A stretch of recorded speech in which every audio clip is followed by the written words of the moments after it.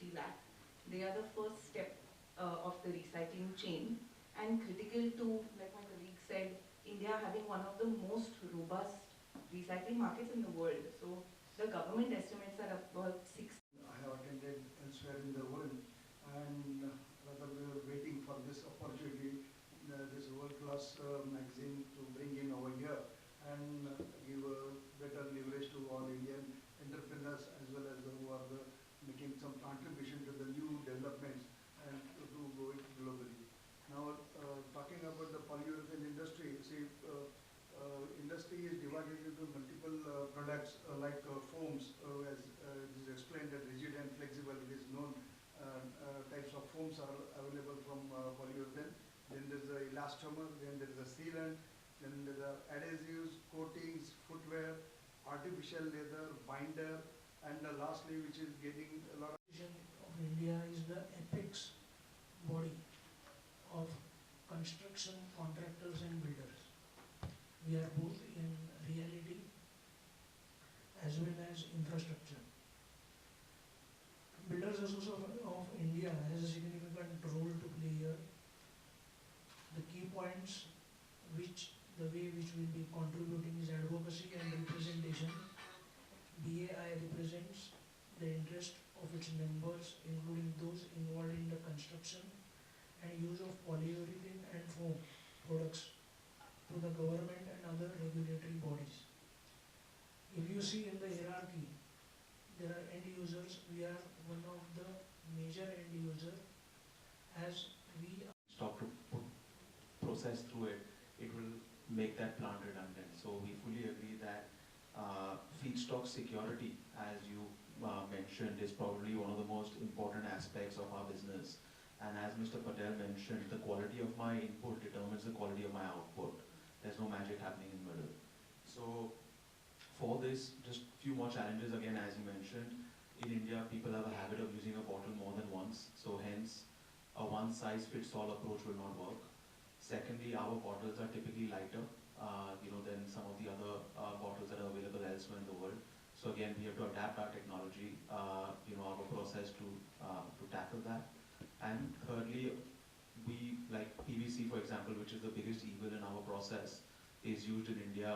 Of course, that's declining, but again, so we need to adapt our process to even tackle that. But coming to your point, particularly on what's happening, to make sure that feedstock is abundantly available. My colleague on the panel mentioned about the waste pickers, right? In our view, they are the most important link in the whole chain, because they actually scavenging the areas to make sure that whatever waste has value actually comes back in the chain. So today, how the supply chain works, to the best of my understanding, is that they would typically work in a particular catchment area. The material from them gets channelized to a neighborhood trader who does the first level material sort, and then he further processes that to a material specific aggregator who then put a truckload of material and send it to recyclers like us. There's the quality of feedstock point of view as well as the waste picker involvement and formalization point of view question is actually looking at this as complementary to municipal waste management systems. So like you were describing, the way to kind of hit the nail on the head is to look at where the waste is generated and try to set a system where the waste is diverted for recycling as close to the source as possible. And it's waste pickers who've been doing this for many, many years. The problem is that when they work informally, they are accessing contaminated waste. So at a landfill or at a dump site or something like that. But the best sort of marriage of both of these systems is if waste pickers can be involved in the waste management system but as close to the source as possible. So in Pune, waste pickers are formalized into a cooperative called SWACH. For the last 20 years almost, they've been the waste collectors for the city. So if you just look at how much MRFs in the country are able to recycle, it's about 10 to 12% plastics coming out of MRFs which are recycled.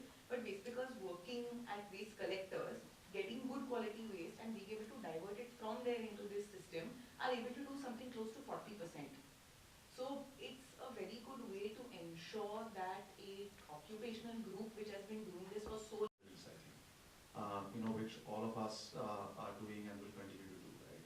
we are all primarily focusing on rigid plastics, whether that's PET or the polyolefins, right? But there's also value in, other plastics, primarily the flexibles, where mechanical recycling has its own limitations. And at the same time, there have been, efforts to develop technologies that would help, tackle that particular stream of, plastic waste. So, I don't know, maybe in the future, companies like us or, my peers who would want to expand in the future may look at doing such technology tie-ups, to access, those, I would say, novel technologies that have kind of, been commercialized elsewhere rather than reinventing the whole wheel, to deploy that in India. So that's potentially, one way of collaborations where us, smaller companies like us can benefit from, working with some of these technology providers, or larger companies who have, I would say, much more resources in research and development than smaller companies like us would. So that's potentially one way. Or sometimes, brands often have ambitious targets, to meet their sustainability goals. So there are ways where people are doing joint ventures to collaborate with them. So they have a certainty of supply of recycled material for their packaging requirements, and then companies like us get to. In chemical recycling, there are two streams. One is pyrolysis and glycolysis. Many companies in India are doing that already for yarn. I think Pashupati is also one of the companies which is doing, I think, pyrolysis or glycolysis to make yarn and other products. So these are coming in today. Glycolysis and pyrolysis are a little more expensive for large capacities, but eventually they will play a big role. Now in mechanical recycling, supposing you do 100% recycling, every time you recycle, the viscosity drops. So there has been research done in universities in Switzerland and UK that if you were to use 100% recycled bottles, the point of no return comes after 5 cycles. So when you blend 30%, you're actually extending it, but eventually, collaboration will have to be done with additive suppliers, with different suppliers. Say, I'm V.S. Shankar. I'm representing Duroflex.